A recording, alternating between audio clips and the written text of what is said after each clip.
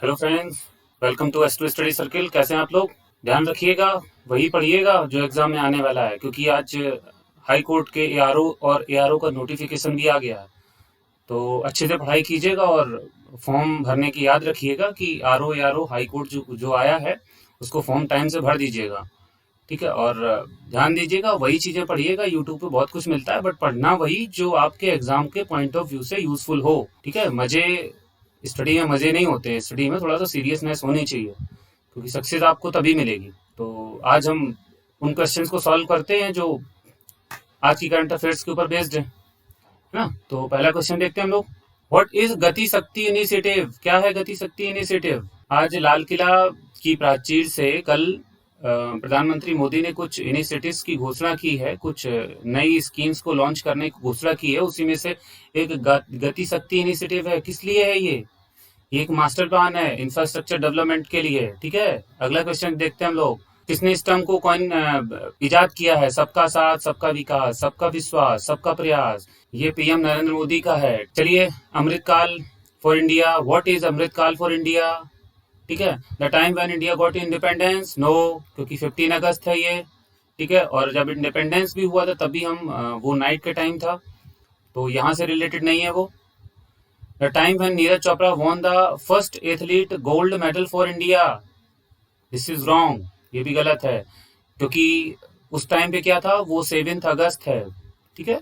और वो 7 अगस्त को एथलेटिक्स फेडरेशन ऑफ इंडिया ने डिसाइड किया है कि हम नेशनल जावेलिन थ्रो डे मनाएंगे।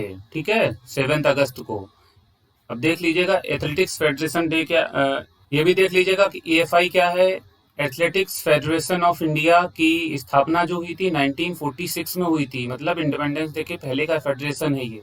और ये एथलेटिक्स में सारी चीजें प्रमोट करता है। ठीक है? और इसके जो प्रेसिडेंट हैं उनको भी याद रखिएगा।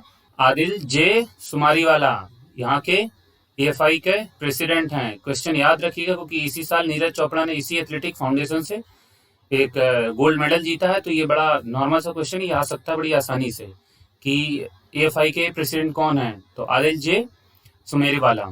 ठीक है?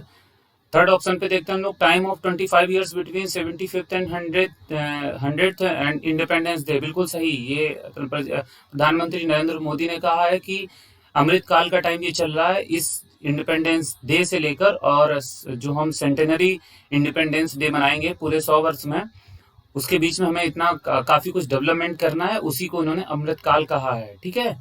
नन ऑफ द अबव, ये भी गलत है। तो आंसर इज 3। बट आप याद रखिएगा इन सब चीजों को। ठीक है? चलिए next question. Which of the following government schools will now provide coeducation system? Sainik school. Match of the following, क्या है आंसर इसका? C. Next question. Home minister of which state reasons resigned after independence day violence? ID का मतलब है independence day. काफी कुछ violence हो गया है मेघालय में, तो वहां के होम मिनिस्टर साहब ने रिजाइन कर दिया है। और उनका नाम क्या है? लक्ष्मण रेम्बुई। ठीक है? Next question. Match of the following, इसका क्या आंसर होगा? Land of the fire Japan, land of rising sun Myanmar. Land of the fire किसको बोलते हैं? ध्यान रखिएगा, लैंड ऑफ द फायर बोलते हैं अजरबैजान को। Land of the rising sun Japan, land of white elephant Thailand, country of golden pagoda Myanmar. तो answer कौन सा हुआ? C. Which of the following is correct about 127th constitutional amendment bill? ठीक है? ये रिस्टोर करता है ओबीसी क्लासेस को आइडेंटिफाई करने के लिए स्टेट्स की पावर्स को। बिल्कुल सही। ठीक है? ये पावर 102 में जो कॉन्स्टिट्यूशनल अमेंडमेंट हुआ था 2018 में, उससे छीन ली गई थी स्टेट से पावर। बिल्कुल सही। ठीक है? तीसरी बात, ये बिल अमेंडमेंट करेगा 342, 338 बी और 366 आर्टिकल्स को। और ये आर्टिकल्स किससे रिलेटेड है? 342 है, तो आर्टिकल 340 के अंदर में गवर्नर की पावर यहाँ पे डिफाइन होती है कि वो ओबीसी की लिस्ट से जो सेंट्रल जारी करती है उसके रिलेटेड गवर्नर रिकमेंड कर सकता है प्रेसिडेंट को। अच्छा, 338 किससे रिलेटेड है? ये तो बिल्कुल सही है। 338 किससे रिलेटेड है? एनसीबीसी की पावर से रिलेटेड। बिल्कुल सही है। 366 किससे रिलेटेड है? 26C है इसका पोर्शन। ठीक है? ये किससे related? Definition of socially and educationally backward classes. ठीक है, बिल्कुल अंडर आर्टिकल 366 के डिफिनेशन डिफाइन किया जाता है सोशली और एजुकेशनली बैकवर्ड क्लासेस को। बिल्कुल सही है, ये भी ऑप्शन बिल्कुल सही है। So answer will be all of the above.